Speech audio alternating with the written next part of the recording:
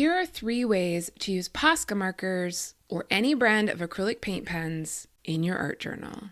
First, I love to stipple with POSCA markers. To start, here are the art supplies I used on this page. A book of mixed media paper, a set of 8 metallic POSCA markers with medium bullet tips, a roll of painter's tape, and a pencil. And then I taped off a border on a clean page in my sketchbook. I did this partly so that I would have clean edges at the end of this art journaling session, and partly to hold my book in place while I worked.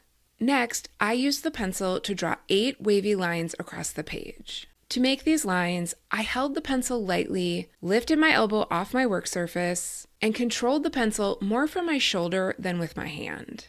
Then, I took out my set of metallic acrylic paint pens, which included metallic green, gold, metallic red, silver, metallic purple, bronze, metallic pink, and metallic blue. And I used each color to stipple along one of the lines that I had drawn with the pencil.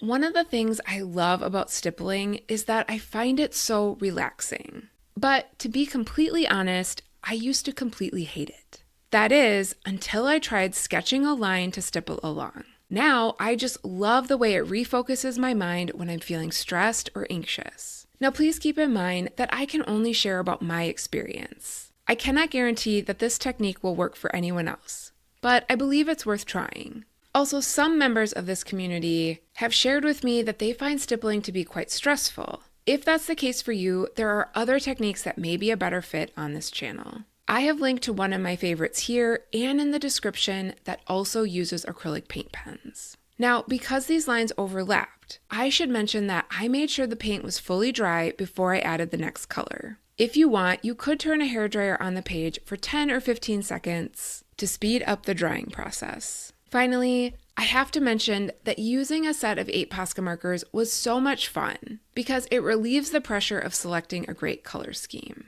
When I was finished stippling the last line, I peeled off the tape and just have to tell you how much I like how this turned out. Second, POSCA markers are great for coloring, especially when used to fill big shapes. For this page, I used a book of mixed media paper, a stencil of circles, a pencil, a roll of painter's tape that I actually didn't end up using, and acrylic paint pens in emerald green, sky blue, aqua green, light blue, and apple green. Then I used the pencil to trace overlapping circles on the page with the stencil and kept them in a row roughly in the middle of the page. While I chose to use only one circle for the entire page, you could use several sizes if you would like. Next, I used the acrylic paint pens to color in the circles. This part was very relaxing because I focused on moving the pen back and forth slowly to fill in each circle. One way that I make it easier to select a color scheme is to work with a color palette that is analogous. For example, the blues and greens I chose here are analogous because blue and green are next to each other on the color wheel. Now, as I continue working on this, I wanted to mention that if you like this video, please like this video and subscribe to this channel because these are the best ways to see more videos like this one. Next, I have to admit to you that I had my doubts about these colors. I wasn't really liking them together too much, and the more I worked, the more I hated them. So I took a moment to consider my options. And for a second, I thought about ripping this out and starting over. But then I realized maybe I could save it by outlining each circle. So I used a black POSCA marker with a medium bullet tip to trace around the border of each circle. While I definitely thought the outlines improved it, I still felt like it needed a bit more to finish it off. So I came in with another black POSCA marker, this time with a fine bullet tip, and made little dots around the edge of each circle. When I was done, I was so happy with this page, and I'm glad I kept going. Finally, POSCA markers are great for doodling.